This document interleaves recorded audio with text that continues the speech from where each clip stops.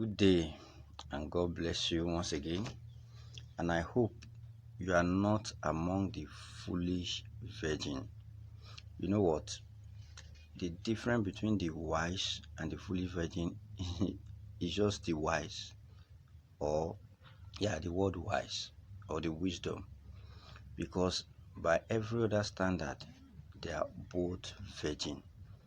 And if you don't do critical analysis of your life, you might not be able to discover that you are already in the line, in the queue of the foolish virgin. Like we said, what can make a man or woman to be qualified as a foolish virgin? It's simple. The foolish virgin became foolish virgin simply because they rejected God's pardon. It sounds funny. How can a sensible person refuse to be pardoned? It has happened before, and I will share a little story. I won't go into detail of mentioning name, but you can make your research online. This story happened many years ago in the United States, I believe. It's a prisoner that is condemned already to be executed, and luckily for him, he has a presidential pardon without any condition. So all he needs is to accept the pardon. But to everybody's surprise, this prisoner refused to be pardoned. He refused to sign whatever is needed to be signed, which can be translated whatever needed on his own part, which is very simple, just to admit or to accept that he is being pardoned. But he said no, and eventually was executed. And that brings about change in the United States, or change in the law. But where we are going now is not even that. That's the story.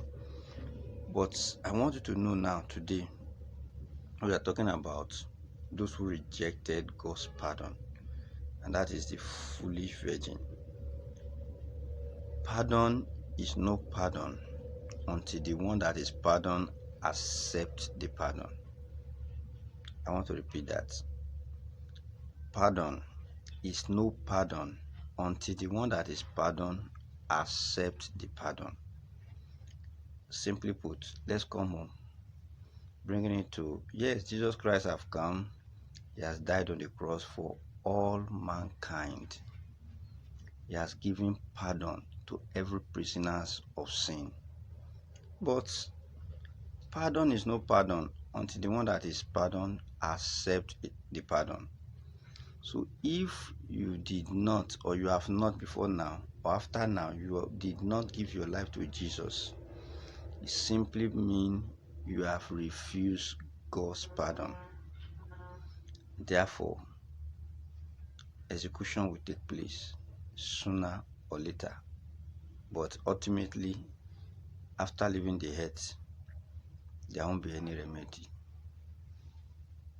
Pardon is no pardon again until the one that is pardoned accept the pardon. So one of the characteristics, what you find in the life of a foolish virgin is this. He is not so different from the wise. But what distinguishes a foolish virgin is his refusal to be pardoned. Now, the foolish virgin realizes and admits that he has gone wrong, that he has fallen short of God's glory. There is no doubt about that. He admits he has fallen short of the glory of God. Where did he get it wrong? The foolish virgin refused to be pardoned because he thought he can measure up now by works. And this is in different it take different shape in different lives and place. Some of these foolish virgins believe that praying 5 times a day can save them from execution